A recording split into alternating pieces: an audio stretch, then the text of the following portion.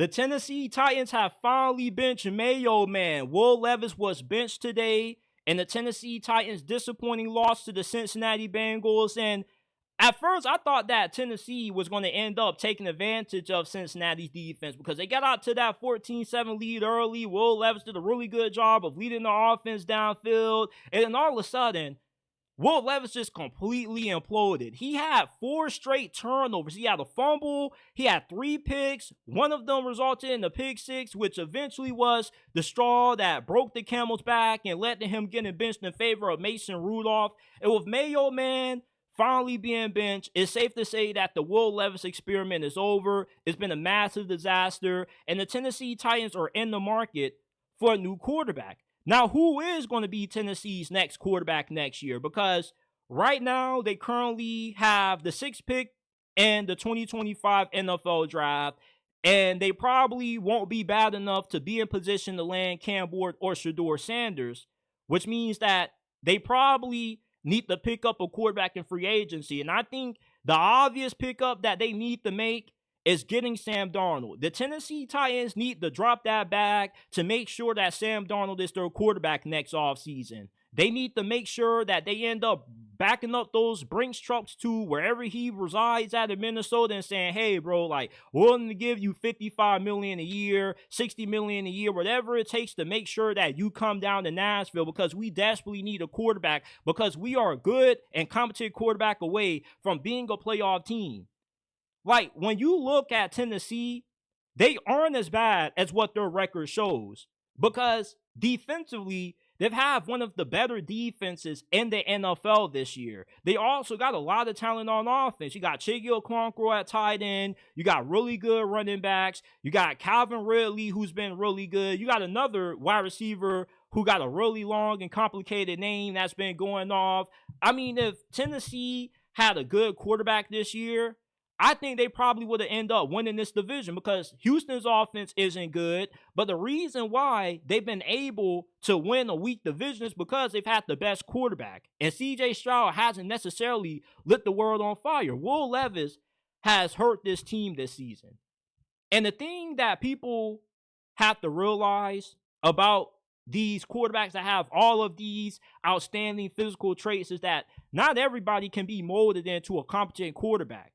As, you know, good as it may sound to say, oh, if we draft this guy and we let him sit for a year or two, he could become special. That's not necessarily the case all the time. Will Levis is the same player in the NFL that he was in college. Reckless with the football, not really that good of reading defenses, doesn't really make the smart play most of the times. He makes the most boneheaded mistakes possible. A lot of his turnovers have just been outright egregious. I can live with a quarterback being aggressive here or there and it backfires, or you get a strip sack fumble occasionally. But when you're just constantly turning over the football like Will Levis is, it's really frustrating. Bill Callahan is not a bad coach. It's hard to assess how good of a coach Bill Callahan is, or Brian Callahan, Bill Callahan is his dad.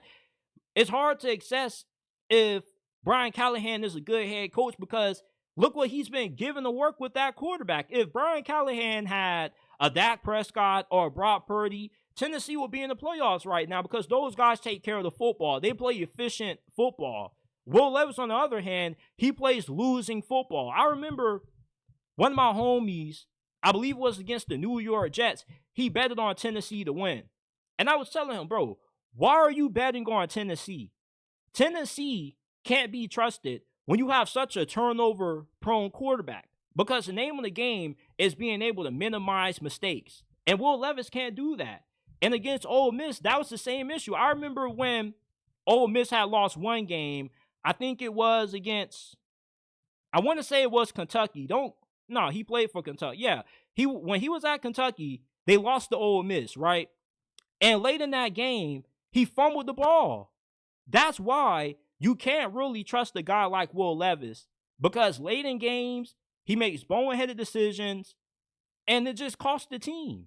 And that's why I was never high on Will Levis in the first place. There's a reason why he went from being a projected first round pick to falling to where you got him from in the second round. He just is too reckless of a player to ever be viewed as a franchise quarterback. He's the same quarterback that Jameis Winston is. And I love Jameis Winston, but Jameis Winston is still the same player now that he was nearly a decade ago when he was at Florida State. Some things you just can't coach out of a quarterback. You know the old expression that says, you can take a man out of the hood, but you can't take the hood out of the man. That's how it goes when it comes to quarterbacks sometimes. Sometimes you can take a quarterback and put him in a better situation, but yet he can still be a losing quarterback. And that's Will Levis. This Titans team was one of the biggest mystery teams coming into this year because if Will Levis played good, without a doubt, they would have been in the playoffs.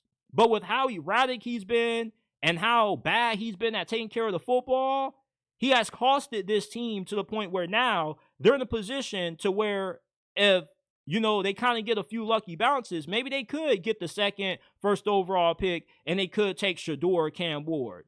But I don't think that's going to happen. You're probably going to end up winning one or two more games due to how good your defense is, and you take yourself out of consideration for that, and you're going to have to get Sam Darnold. Sam Darnold, he may not be as good for you as what he is with the Minnesota Vikings right now, but he will be a massive upgrade over Will Levis. And Sam Darnold has some turnover issues, but at least with Sam Darnold, he's not necessarily always going to have those turnover games every single week where he has 3-4 turnovers like how Will Levis tends to have.